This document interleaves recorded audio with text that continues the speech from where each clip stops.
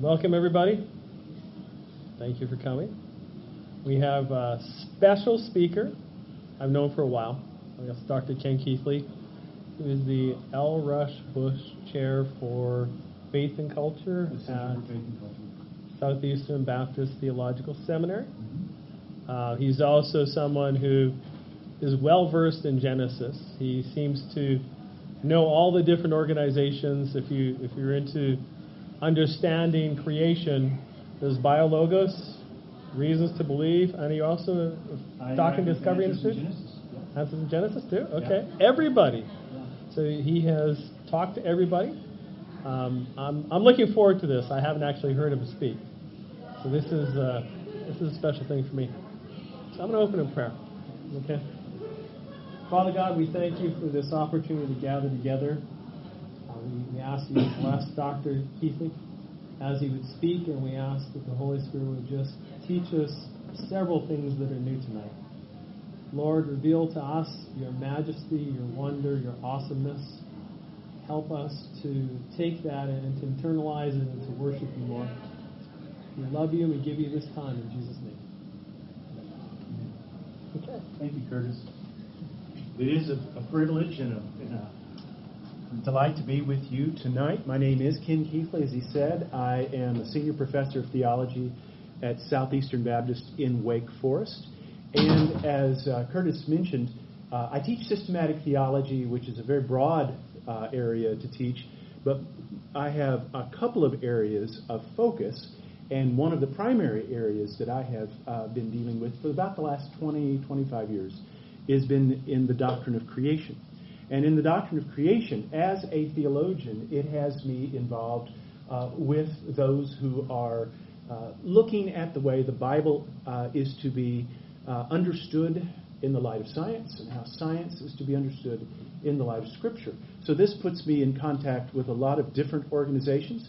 I also find myself engaged with biblical scholars, philosophers.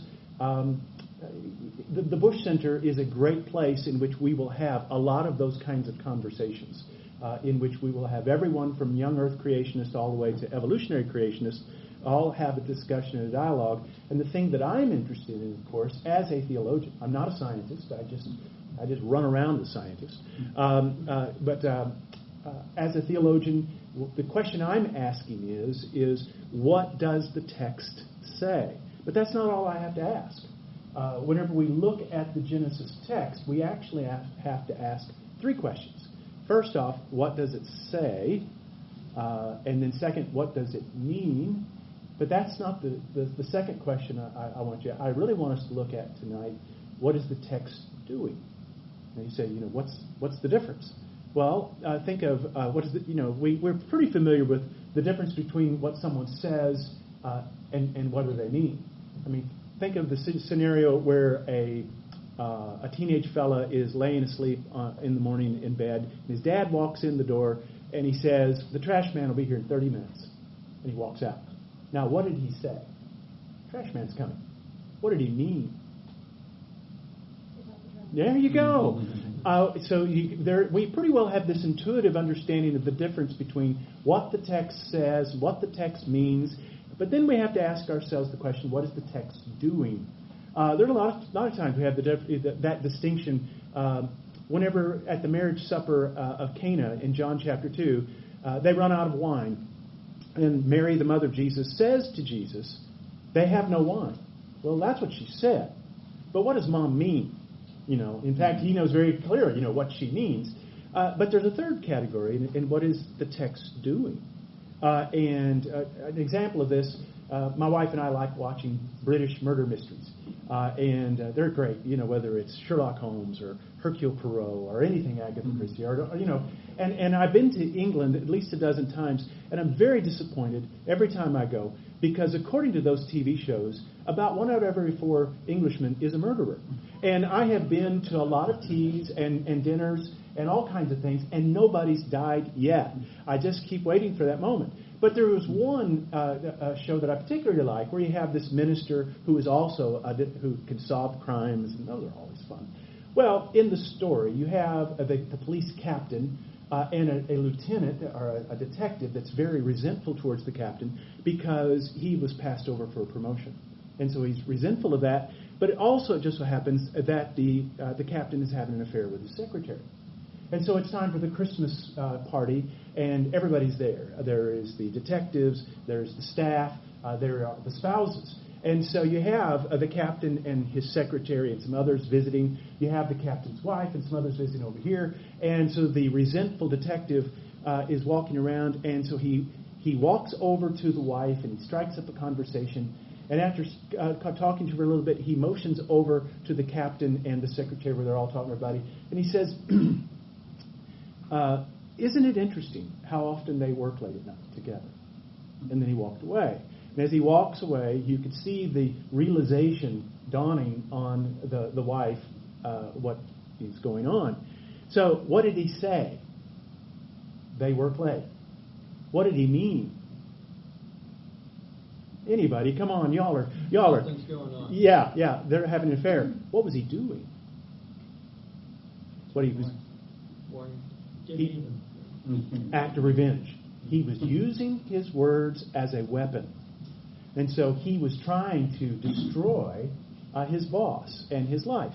And so you have to understand. And so here's the question I want to ask is, what was Moses doing when he wrote what he wrote there in the wilderness? And that is such a crucial question. In fact, you have a number of people who take, as they look at Genesis, what was Moses doing when he wrote Genesis 1 and 2? Some people approach it like abstract theology. Now, I am a systematic theologian. That's what I deal with, is abstract theology. Truth of the matter is there's very little that is just simply pristine, dispassionate dissertations and contemplations on abstract theological questions. You just don't have that in the Bible. Almost all of the Bible is ad hoc, and that includes the Genesis text. I mean, even the book of Romans is the closest thing we have to theology just being written. And even that is written to an occasion. So no, it's not something that's been just dropped out of the sky. I am somebody who believes in the inspiration of Scripture. And I do believe even that the Bible is truth without any mixture of error because the Holy Spirit is doing the work of inspiration. But I do not think, from a human perspective, that is the way to understand the context, the Sitz und Leben of what we're reading. And so it's not just simply abstract theology. The exact opposite are those who try to argue that Genesis is simply appropriation. They look at how it resembles the Babylonian text, certain Egyptian myths, certain Canaanite stories, and they say, well, what they did, especially whenever we look at things like the Gilgamesh epic or the Enuma Elish, and they say, well, it's just simply borrowed, especially whenever they see chapter 1 and chapter 2, how it looks to be like two creation accounts, and so they try to say that Genesis is this Frankenstein monster in which they took various myths, tied them together, sewed them together very poorly, and so all that Genesis is a human appropriation of the myths surrounding. Well, you don't hardly find anyone today that holds to that. For one thing, they realize that Genesis, far from being just something cobbled together, it is a really brilliant piece of work, as it is part of the entire Pentateuch. Yes, Moses used sources. One does expect that. I mean, when you read the account of the flood, it sounds like you're reading somebody's journal. I think he probably was. And so, yeah, there's a lot of sources being involved, but it's not just simply appropriation. Then there are those who understand Genesis as accommodation, where it is simply brought down to the level in which we can understand it. And so, therefore, it is, as John Calvin said in his commentary on Genesis, that we should read the Genesis account much like a nursing mother would talk to her infant child. That is what God is doing when he talks to us in Genesis 1. Well, yes, I do want to affirm the accommodated nature of the Bible. In fact, not just Genesis, the whole Bible. If God's going to talk to us, it's going to have to be through accommodated means. But there's a big difference between thinking that that it has been accommodated to limitation or an accommodation to error. You say, what would be the difference? Well, an accommodation limitation would be like, okay, mom and dad are at the table, and the preschool child asks, Mommy, where do babies come from? And so at that moment, she says, well, your mommy and daddy have a very special love that God gave us. And so there was a little part of daddy and a little part of me that grew inside of you, or inside of me for 9 months, and 9 months later, you were born. And so that would be accommodation to the child's limitations. Another way to say, whenever the question was asked, to say, well, the stork brought you. Right. Now, one is an accommodation to limitation. The other is an accommodation to error. And I do believe the Bible is an accommodation to limitations. We do affirm that, but it's more than that. And then there are those who understand Genesis as a polemic. Now we're getting closer. Because very much what you have going on in the book of Genesis is Moses is doing something very definite. He is dismantling the worldviews, and he is addressing many of the thought patterns, and he is dealing with the various deities that the Egyptians and the Babylonians worshipped. But I don't think Moses is simply mad. I don't think he's just on a rant. This isn't just a bad blog post. There's more going on here than that. And I'm going to argue that Genesis is as a contextualization. In other words, what is going on here? And many Old Testament, conservative Old Testament scholars are talking about how we should understand Genesis as contextualized. Now, what's contextualization? Well, are you familiar with Southeastern up in Wake Forest at all, the seminary there? Okay, we're very much a missionary school. We've got a ton of students who are planning to be church planners, missionaries. They're going to go to parts of the world in which either the gospel has never been presented, or it's in such a radically different culture, you might as well say you're starting from scratch. And so there's always the question, how do you present the gospel to people who have nothing in common, or nearly nothing in common, with your worldview? And there are 3 steps that missiologists say that anytime you're going to go talk to somebody who's got an entirely different worldview. Number 1, you let their worldview determine your grammar. In other words, you do use terms and languages and concepts as much as you can. You try to speak in a way that they will get it.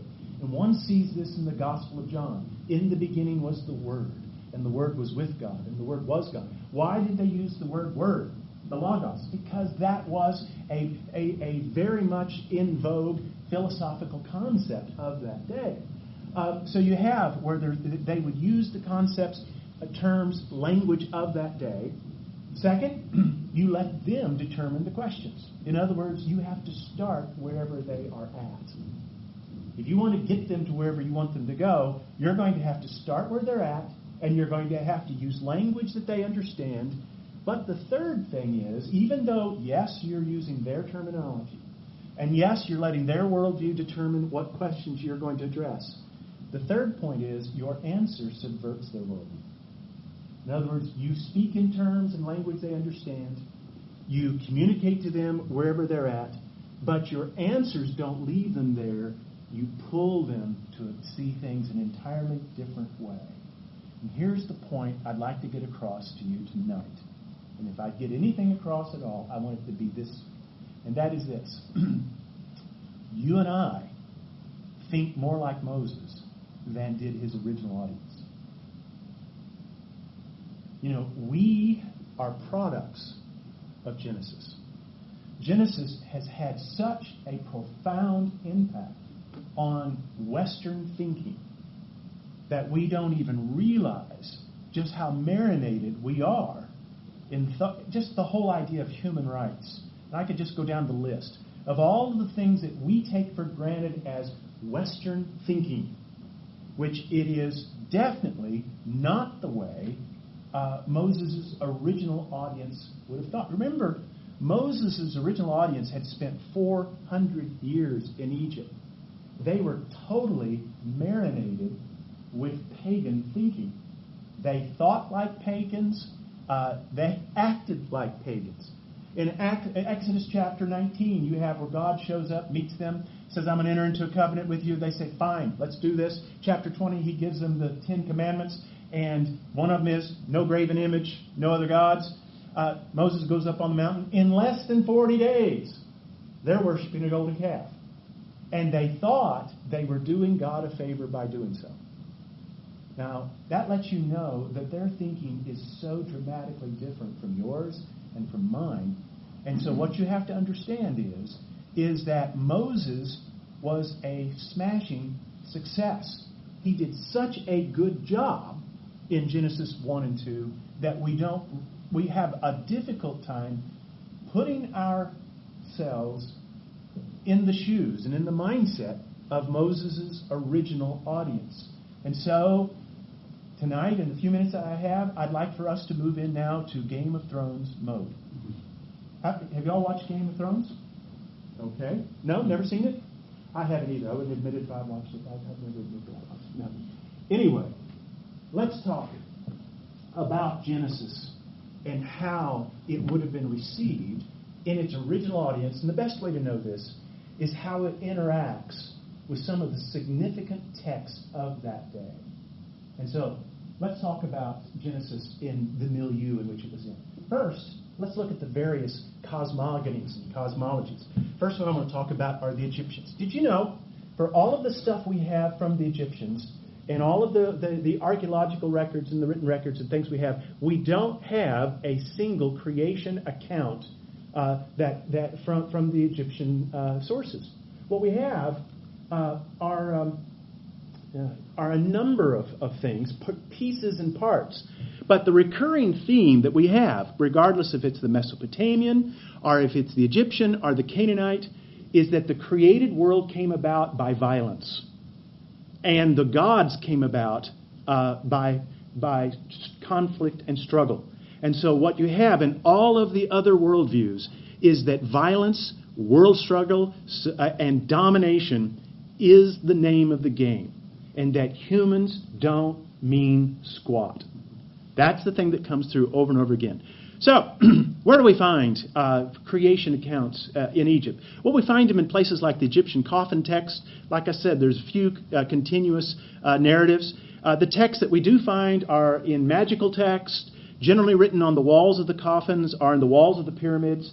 And so we read those. And what you have is that there are 3 different religious centers in Egypt, cult centers, Memphis, Hermopolis, and Heliopolis, and each one of those have their own respective creation account. Now, the Memphite theology gives us the longest sustained creation account, but the other significant accounts are found dispersed, like I said, in various and sundry texts. And so the Creator God, in the Egyptian context, we find them going, the Creator God going by 3 different names. You have Amun-Re, you have Atum, you have Ptah, and in each and every one of these accounts, they start with water. You have the primeval water. Now, you need to understand something, and this is where it's going to be so different from you and me. There is no understanding or distinction between natural and supernatural in Egyptian thinking. You don't have nature by itself. You have beings. When the wind blew by, that was that God breathing by. Everything was animated. Everything was alive. And so everything was understood to be deified. There were no impersonal forces in the Egyptian way of thinking. The Nile was alive. The sky was alive. The sun was alive. Everything's alive. And so, this is how, one of the things that Genesis does is it deifies creation, where you and I can see it as an object to study. So, what happens? The gods spontaneously come up from the primeval waters. You have the primeval waters, and the primeval waters are called the Nun. And out of these waters, that creation emerges. You have Amun-Re, who self-actualizes himself. And he then creates the other deities by various physical, bodily actions. You say, what do I mean? Well, like I said, you have the other accounts, like Atum. He comes up as a primal seed and an egg. He declares, I am the one who made me. It was as I wish, according to my heart, that I built myself. Now, if you'll notice, this is not an eternal deity. And so what happens is that Atum then creates all the other gods through a variety of ways. He takes his bodily fluids. He sneezes and makes one deity. He spits and makes another deity. He masturbates and makes another deity. I mean, it's pretty graphic. What can I say? And so this is how he brings about all the various ones. What about humans? What about them? I mean, they're great for building pyramids. You don't have anything, hardly, about the creation of humans. It's rarely mentioned, but when it is talked about, we are said to be the product of the tears of the sun god. And so we just don't rise to the importance of being discussed. So, that would be the Egyptians. Any questions about the Egyptians? Now, for something even crazier. The Enuma Elish. The Enuma Elish, that's the beginning line, the first line of this account, when on high.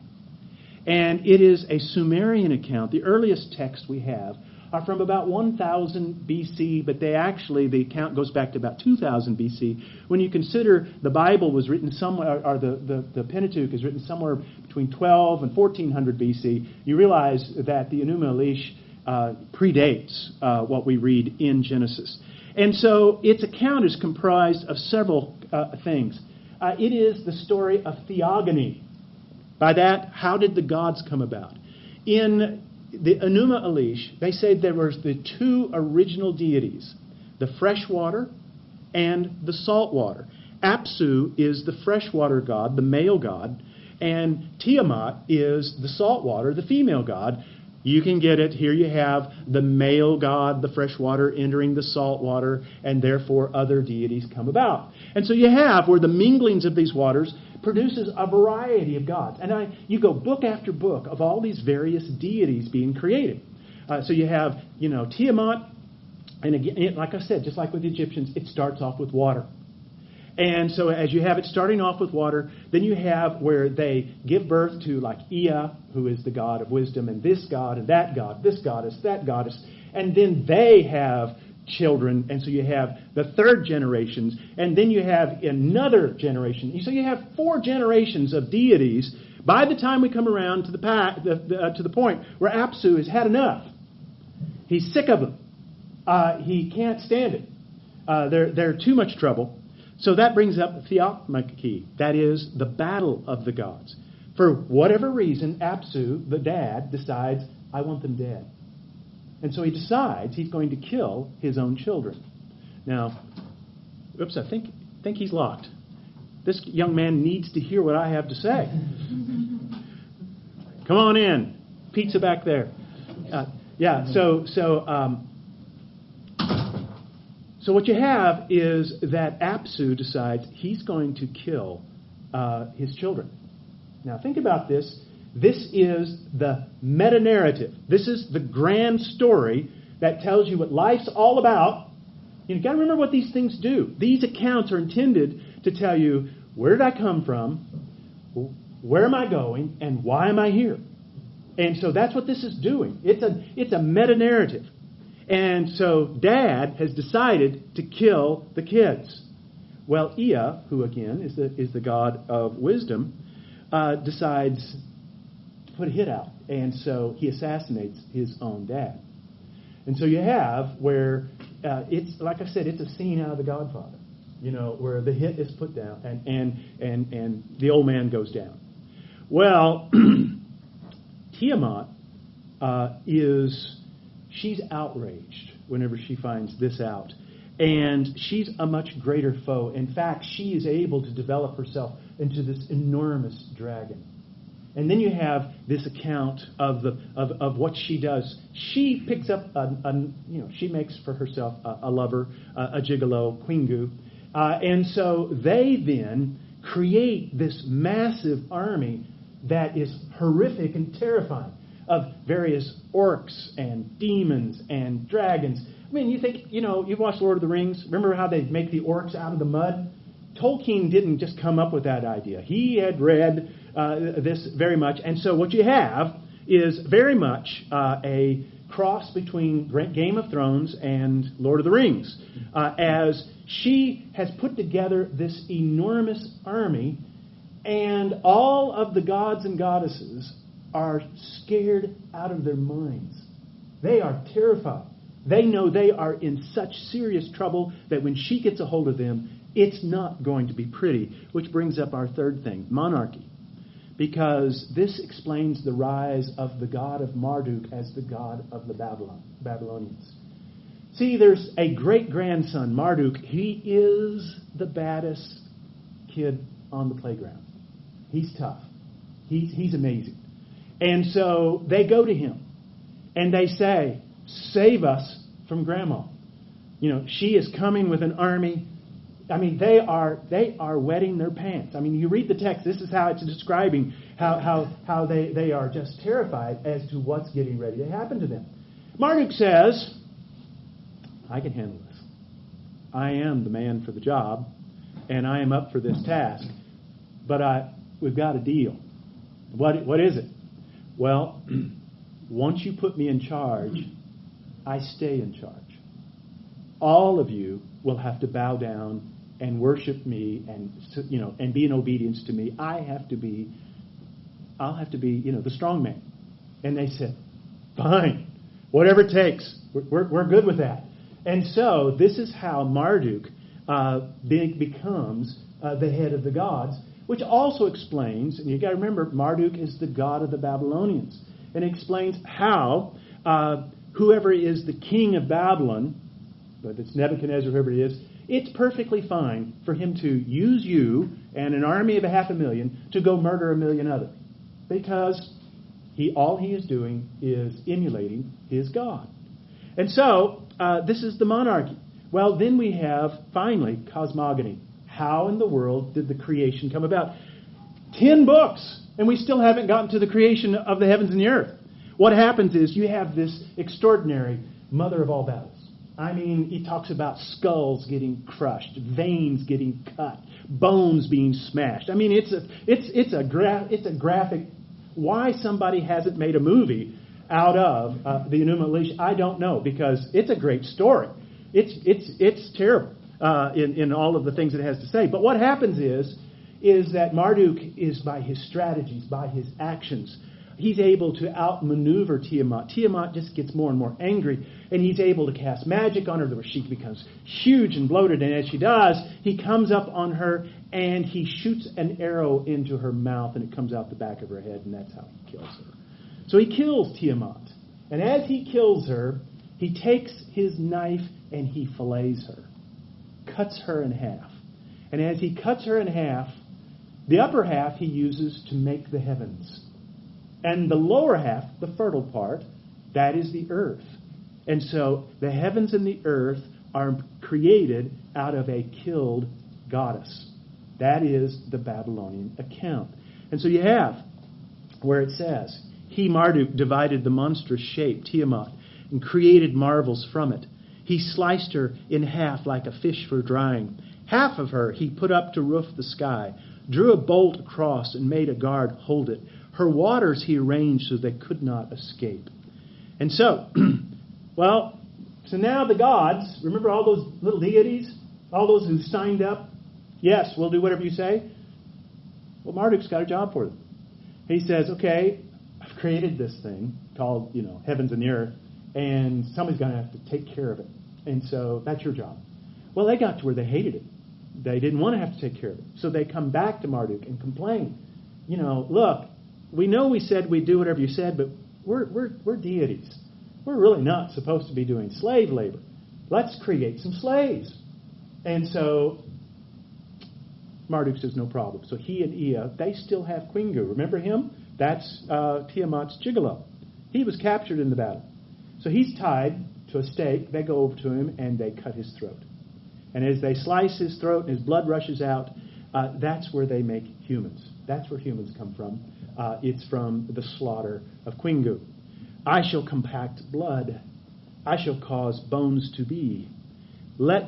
I shall make stand a human being. Let man be its name. I shall create humankind. They shall bear the God's burden, that those may rest."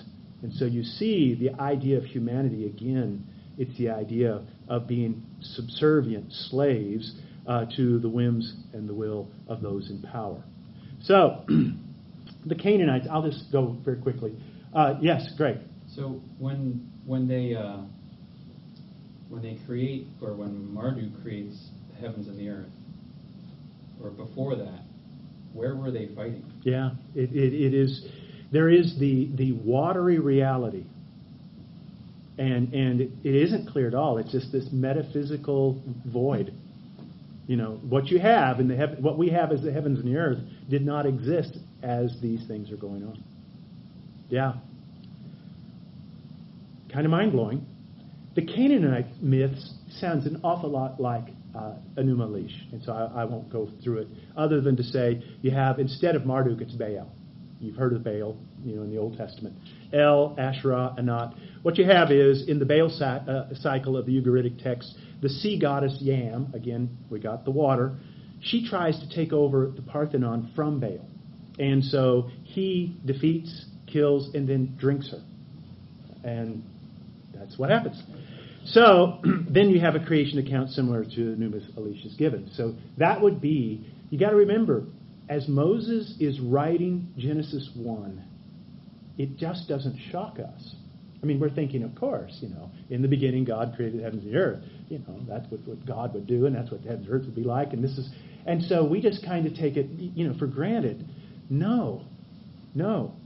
Everything that you and I think about Genesis, when it was written, it was radical. It was subversive. And you need to understand and read Genesis in that way. So, it's a missionary document.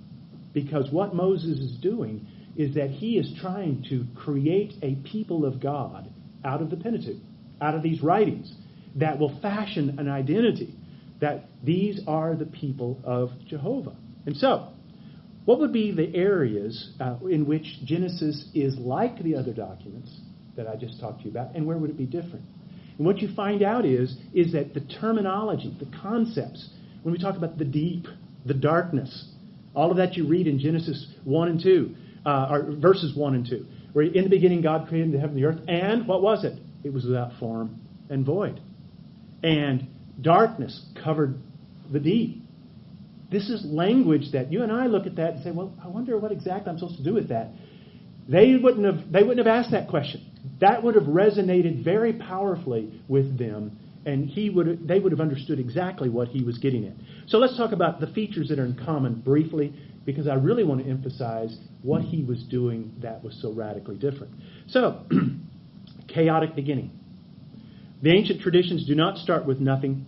They start with a condition devoid of order, function, or purpose. And we have to remember verse 2 in Genesis 1 is there. And the earth was without form and void. There is a pre-creation chaotic reality to the nature of the original order. Second, primal conditions of water and darkness. They were terrified. They were terrified of both, the water and the darkness.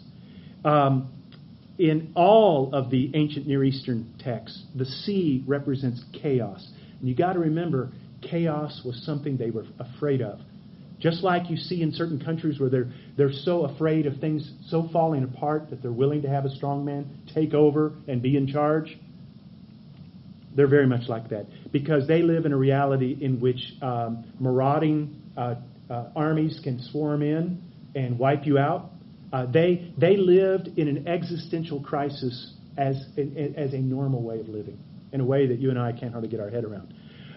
Light is the remedy to the darkness in all of the accounts. Creation by speech. Now that is missing from the Mesopotamian, but it's a very important part of the Memphite theology. Naming. Have you noticed how many times in Genesis 1 God names everything?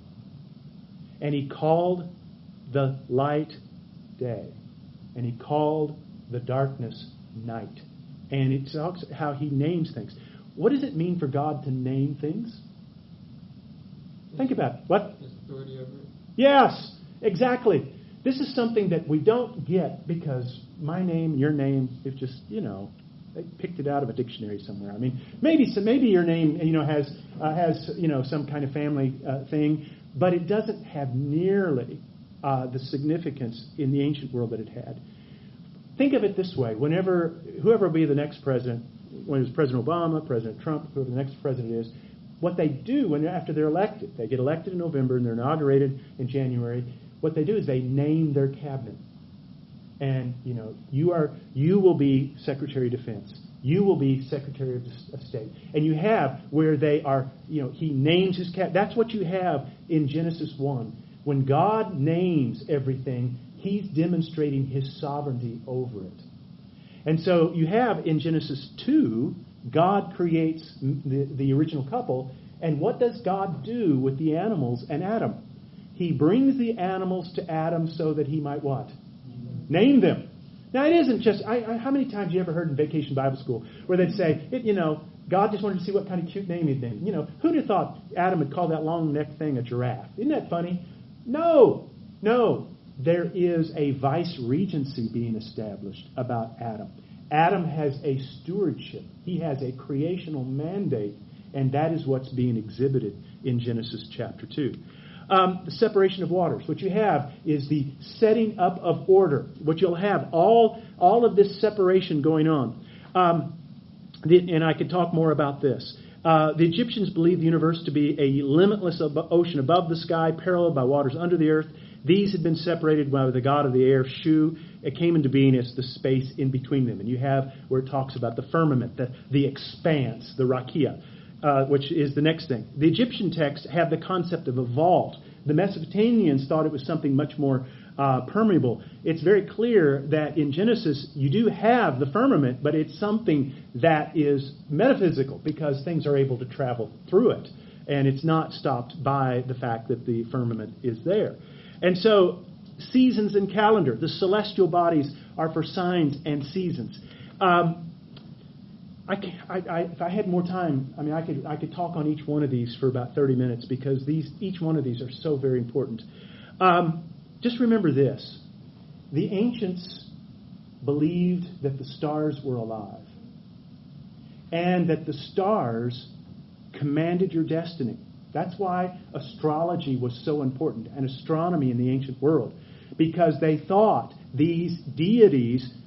that's the whole idea of the horoscope comes from, and the idea that they were in control of your fate. What you have is, in Genesis 1, all of that is demoted.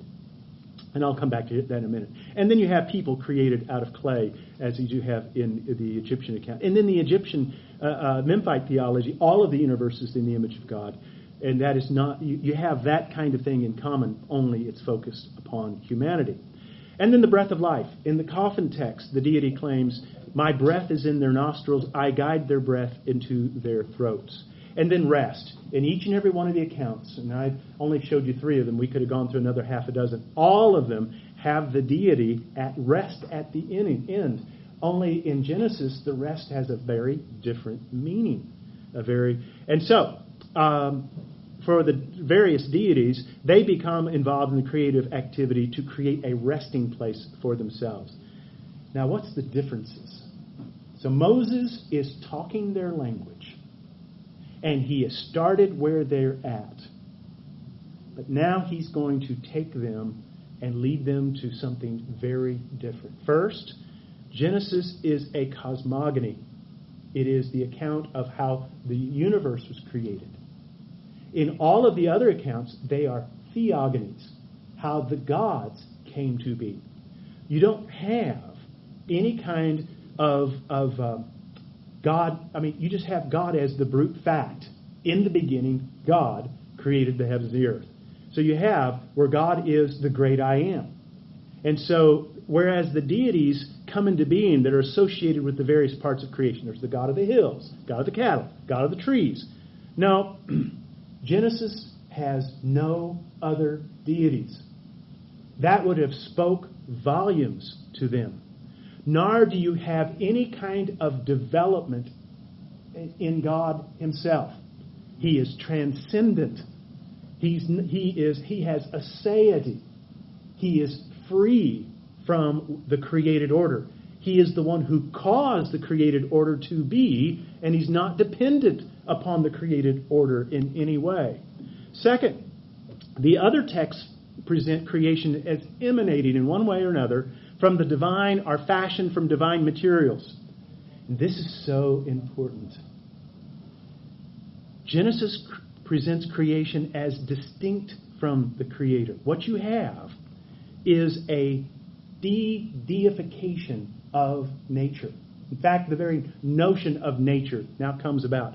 In the Egyptian account, you have, like I said, the gods create by means of his own bodily fluids. Or in the Babylonian account, Marduk uses a dead goddess. Whatever, it's somehow deified. And what you have is, in the ancient world, they believe themselves to be in an enchanted world. And so what Genesis does is it disenchants nature. The sun is not a god. It's created by God.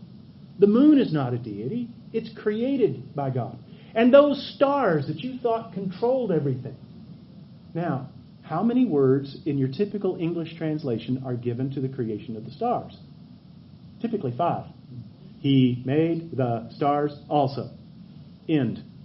Now, why does Genesis do that? Because that's 99.999999999% of the universe. I mean, we're talking the whole created. I mean, the earth is a very small part of a very big universe, and he devotes 5 words to it.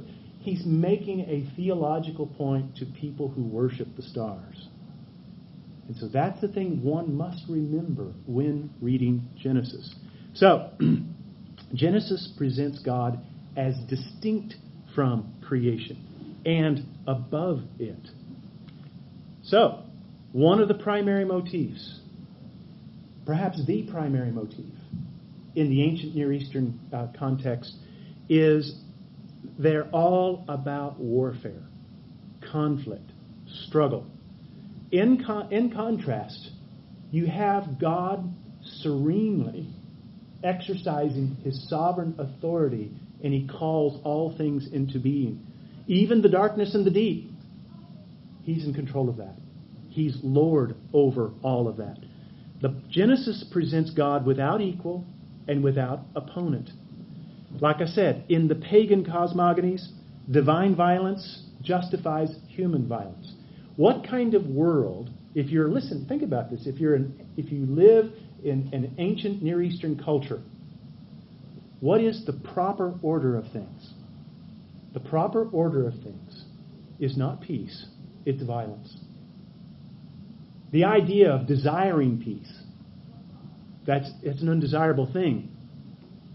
And so you have the ancient Near Eastern cultures out-Darwin the Darwinists, in that you have where it truly is a struggle of the fittest. Only the strong survive. The strong eat the weak. And so you have Paul Ricoeur, and I think this is a great quote. I got it out of Gunton's theology. It will be seen that human violence is thus justified by the primordial violence. Creation is a victory over an enemy older than the Creator. And that enemy, immanent in the divine, will be represented in history by all the enemies whom the king in his turn has, as servant of the God, will have as his mission to destroy. And so you have where they go on conquest, and they are killing as an act of worship. Thus, violence is inscribed in the origin of things, in the principle that establishes while it destroys.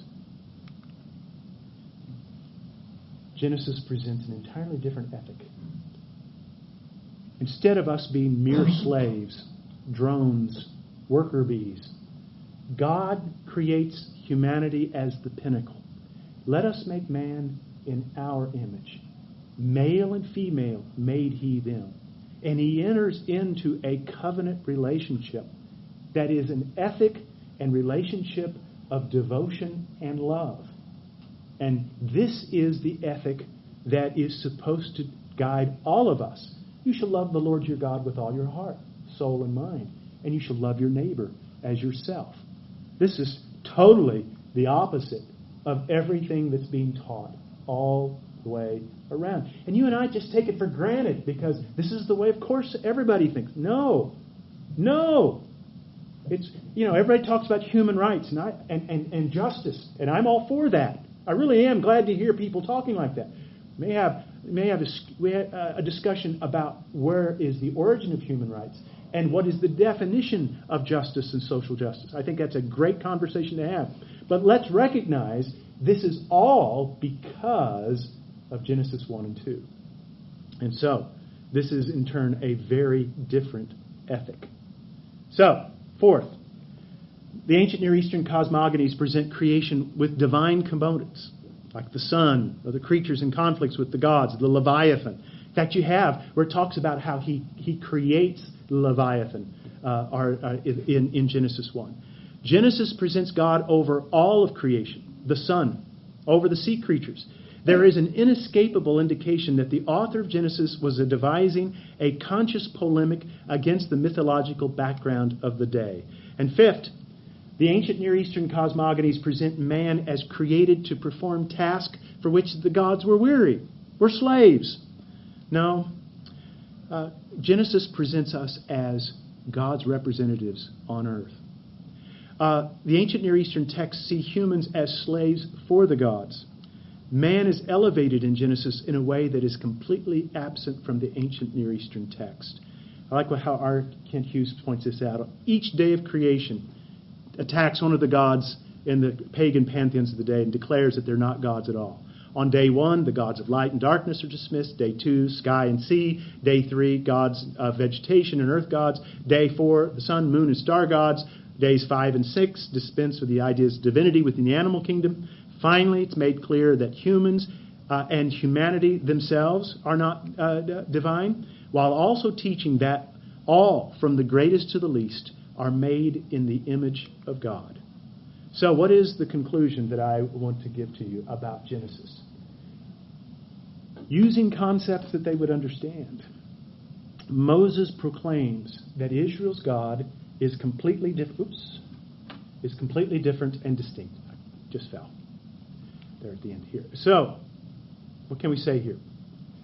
There are 3 different things. 1, creation is de-deified. 2, God is exalted and transcendent. And 3, humans are magnified and elevated in that we are given a dignity that cannot be explained in merely materialistic terms.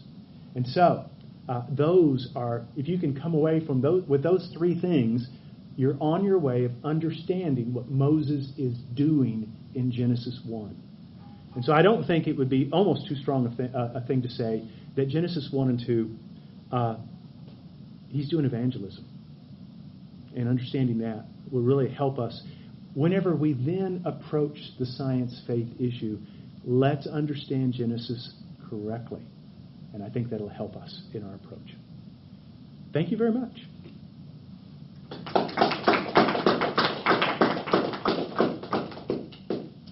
Question or questions? First name again. Eva. Eva? Mm-hmm. Eva. So one thing that I thought of in as far as differences, would it be a difference? I think there's a passage where it talks about, I don't know which verse, but in chapter 1 where it talks about how the Spirit of God is like hovering over the deep. Mm-hmm. So that's like where it starts off with God. So as opposed to like you said in the Egyptian, he starts off like coming from the water or something like that. Exactly. The water is chronologically prior to the God. Yeah. Whereas you do not have that. It's the other way around. In the beginning, God created. It's a merism from A to Z, from the heavens to the earth and everything in between. And so this completely flips it over. Now, here's something. You're going to have a question. Go ahead with your. I was just saying, is yeah. that a point that they were making? Here's the thing on so many of you here are in some type of engineering or scientific field. You can't do science in a polytheistic worldview because you don't have a uniform set of laws. Do you remember, if you all have gone to Sunday school, do you remember Naaman the leper in the Old Testament? How he is a Syrian and he's got leprosy, and there's a little Jewish girl that's been captured, and she's a servant, and she says, "Boy, I wish you were down in Israel. There's a prophet there; he could heal you." And so I'm going to Israel. And so Naaman heads down there for Elisha to heal him. And of course, what happens, if you remember, Elisha doesn't even meet him. He just tells him to go. What does he tell him to do? Y'all remember? Yeah, go dip yourself 7 times in the Jordan River. It ticks him off. Because it's a nasty little river. And so he finally does it. And of course, he's healed. And then he comes to Elisha and he wants to reward him. And he has 3 requests. The first one, is let me give you a gift. No. Please not have it held against me whenever my master has me go to the house of Dagon with him. That's okay. Third thing. Do you remember the third? It's a really weird request. What's that? You changed the name. Yeah, it's a weird request. I mean, it's just, you think, what? He asked for 3 mule loads of dirt. Now, why does he ask for 3 mule loads of dirt? Because he's a pagan. And he thinks like a pagan. He thinks that Yahweh is Israel's God. And if he's going to worship Yahweh, he's got to have some Israeli dirt to do it. So he's going to pour the dirt in one of the corners of his house so he can worship the God of Israel on Israel dirt. Because otherwise, it won't have any effect, any power. And you got to realize, a polytheist, a pagan, lives in a kaleidoscope understanding of reality. There is no overarching set of laws of nature. If every realm you go, it's a different set of rules. There's no way you can do science in that. There's no predictability. There's no uniformity. There's nothing that you can, in that setting, and that is one of the reasons why you have the scientific revolution occurring in the Judeo-Christian environment. So you have the Judeo-Christian sanction combined with the Hellenistic curiosity to bring about the scientific revolution that we see in Northern Europe. And it is, and I don't know of a historian of science that doesn't acknowledge the significant. They'll either say Christianity played a significant role. You have some who will say it played the only role. I'm not sure you can prove that historically. It certainly played a dominant role. And so that's one of the reasons why. Because this is why whenever Sir Isaac Newton is out at his farm away from the plague and he sees the apple drop, he's able to say, okay, the same force that made the apple drop is what keeps the moon in orbit. How was he able to make that logical conceptual leap? And the answer is because he understands the world to be a universe, to be under it's one reality under one lawgiver, and that one lawgiver, he's created us in his image, and so we are able to think his thoughts after him. These are the important things that come through in Genesis 1, 2, and 3. Yes, first name. Nick. Nick. I was going to say whether, I know in Christianity there's a big, the universe was created in 7 days, so I was wondering if there was that concept of time. Very good question. The nice thing about this is that it brings us up to the point where we say, okay, how are those days to be understood? And from the history of the church, you'll find from the earliest days all the way to the modern time, there are some who say, I think it's 24 hours. There are others who say, I think that they need to be understood in different ways. And so you have, even from the earliest times, whether it's Philo or Origen or Augustine, none of them believed that those days should be understood as 24 hours. Others, Lactantius, others, who did think it was 24 hours. And so throughout the history of the church, there has been this dialogue and conversation.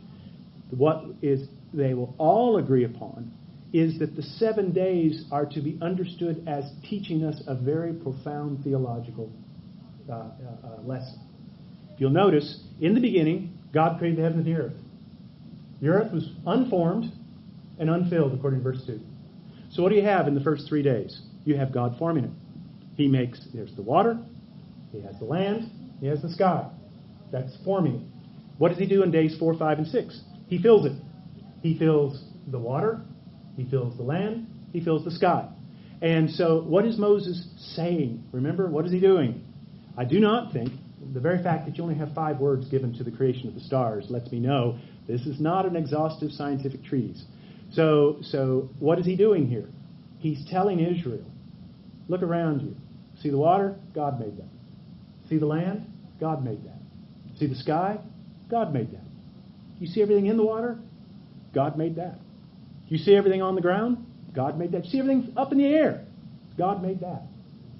That is the main principle to take away from those 7 days. That's an important principle. Why did he use day? Why even have some sort of start and finish? Because that is, again, you find that kind of motif, especially in the Egyptian accounts. You'll find the 12. There's all kinds. The use of the number 7, the use of the number 12. You've got to remember, they've spent 400 years in Egypt. They'll understand that very clear. Plus, and this is something that's very different, it establishes the idea that humans are not to be slaves. Because you have 6 days God created, and on the 7th day He rested. In the same way, you shall work 6 days, and on the 7th day you shall rest. There is no analog, there is no parallel of the concept of Sabbath in any of the other ancient Near Eastern texts. Now, should I understand that as literal because of what it says in Exodus? Just pay attention to what it says. Because it says, and 6 days God labored, and on the 7th day He rested, and He was refreshed. Got to remember, I do not think God actually was, winded. I don't think He had lactic acid in His muscles, in which He's going to have to, let all of the, from all that heavy lifting that He's going to have to recuperate from a hard week. Jack Collins does such a good job on this. Everything that you find on those days, it's presenting God as a workman. And that is how you're supposed to understand the metaphor, the accommodation. For example, what does it say on each of the days? What it says at the end of it? Remember? It was good. That's true. You're right about that. Well, actually, one day He doesn't say that. But how does He describe the day? Evening and morning, day 1. Evening and morning, day 2. Now I just got to ask you something. What is evening and morning? What's that? Start and finish. Literally, time. Be more basic. Evening and morning, day 1. What? Dividing time. Yeah, but what portion of time? For the nighttime. The nighttime. It's not the daytime. It's not 24 hours. It's not even the daytime. It's the nighttime. He did such, such, such, such. Evening and morning. Doesn't say day and night. It says evening and morning. What is it going on there? He's knocked off for the day. Sleeping. It is the imagery of a craftsman working all day and then punching the clock out and going home. Is that type of imagery. Got to remember, this is the imagery that's being communicated to us. And what is being done here is that God is presenting to us, you're not to work anybody so hard that in the evening, they're to be off. And on the 7th day, they are to be refreshed. There's a tremendous principle being taught here. And they would have gotten that. Like I said, it's very difficult for you and me, as a Westerner marinated in Western thought, to understand just how bizarre the Genesis account would have been to the original hearers. Next question. What's that? Why Genesis 2? Why Genesis 2? This again lets you know we're not simply talking linear time. Because typically, if we were just simply having a historical narrative, you have Genesis 1, which gives the 7 days, and then Genesis 2 would be day 8. But it's not. It retells again. But what does it do? You have, and here's the important thing. Genesis has, in chapter 2 and verse 4, the Toledot. Now, what is the Toledot? You'll find the Toledot 10 times in the book of Genesis. These are the generations of.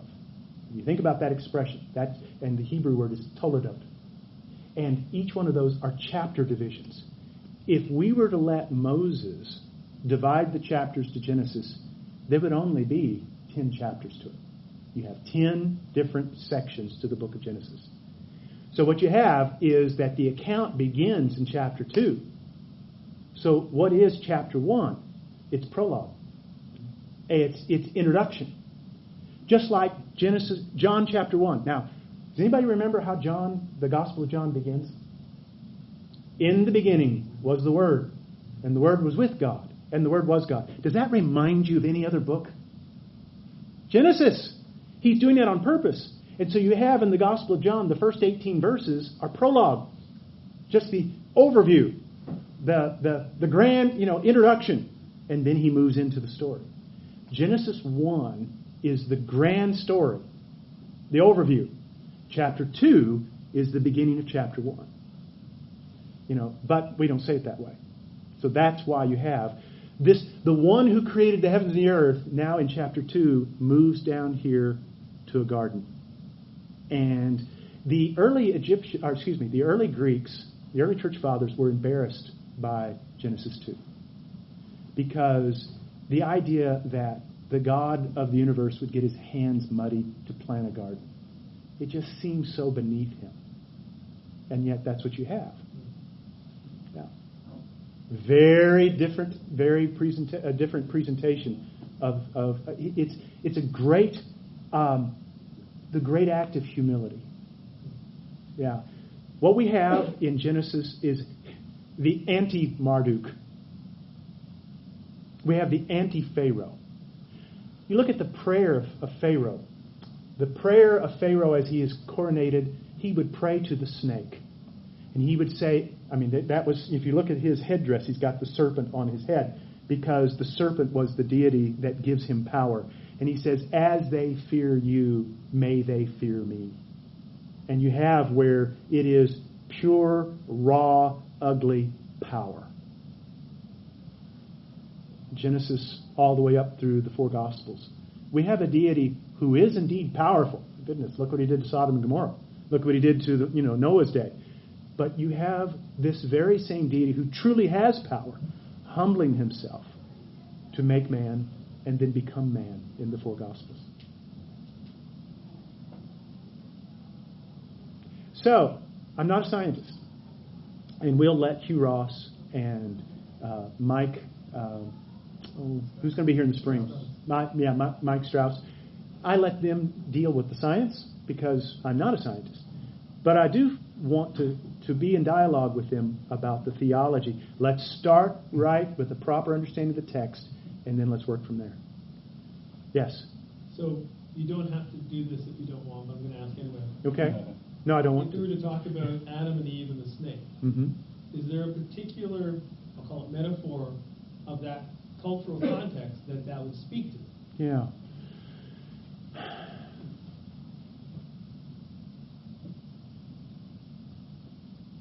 That's a good question, and I'm not sure I have an answer. Okay. Yeah, because one doesn't jump to my mind. Okay. Yeah. It's a pretty unusual story. It's a pretty unusual story.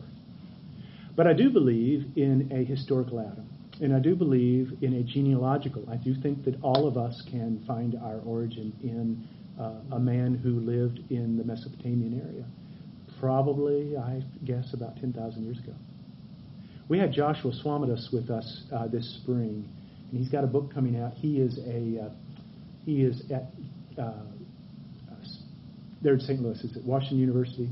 He's the head of the genomics department there, and he's also a very strong evangelical Christian. He was with Biologos, split off from them because of he fell out with them because he's very strongly wants to affirm a historical Adam, even though he's much more evolutionary than perhaps I would be.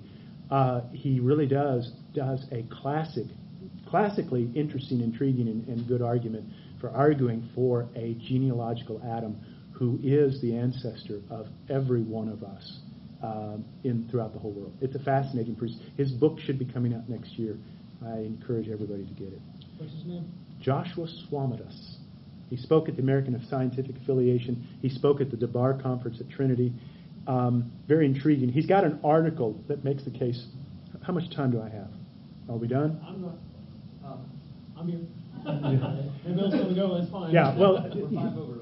Okay. Well, let me just give you the 4 quick things about. Number one, he says he says most of our ancestors are genetic ghosts. I did the 23andMe, just like a lot of people find out. You can do that, but if you think about it, you have 2 parents, 4 grandparents, 8 great grandparents. It goes within just about 400 or 500 years. The amount of DNA material you have from any particular person goes basically to 0. And so by the time you get about 500 years out, he says most of your ancestors, you have no genetic evidence of them being, they can tell you whether or not you come from the British Isles or if you come from, Central Asia, but that's about it. And so most of your ancestors are genetic ghosts. So the idea of so you have a lot of genealogical ancestors that you have no genetic evidence. Second, there's a significant amount of the DNA it comes from viruses. It's someone over 40%. Quite mind-blowing. Third thing he says is that as the number of ancestors grow exponentially, the available pool shrinks significantly. By the time we get back to 1000 AD, you have 1 million direct ancestors. By the time you get back to the time of Christ, you should have 1 billion ancestors, direct ancestors. But there's only 200 million people, less than 200 million in the whole world. So it goes back even further. You get back to the time of David, there's only 50 million people in the whole world. There's almost the state of California has as many people as were in the whole world in the time of David. By the time you get back to the time of Moses, there's more people in the state of New York than there is in the whole world in the time of Moses. You get back to the time of Abraham, it's remarkable just how few people. We're talking less than 20 million people in the whole world. And so his point is that everyone who had any offspring at all are the genealogical ancestors of everyone. In other words, if you lived 2,000 years ago or 5,000 years ago and you had any offspring at all, you're the genealogical ancestor of everybody. And so the idea that there is an Adam that genealogically is the ancestor of everyone, he says that is not only is that mathematically probable, it's mathematically compelling. And that includes isolated, that's the question I had for him. What about isolated populations, those in Australia, South America? And he said even there too, that they've not been able to find anyone so isolated that that's not true.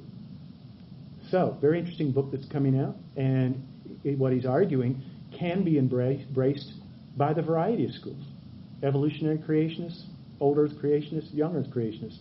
His argument fits for all of them. There was a genealogical Adam who lives about 7,000, 8,000 years ago.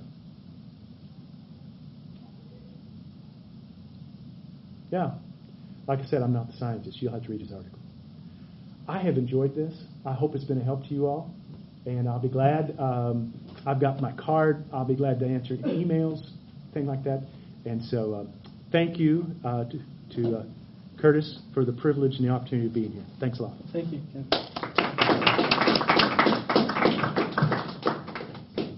That was great.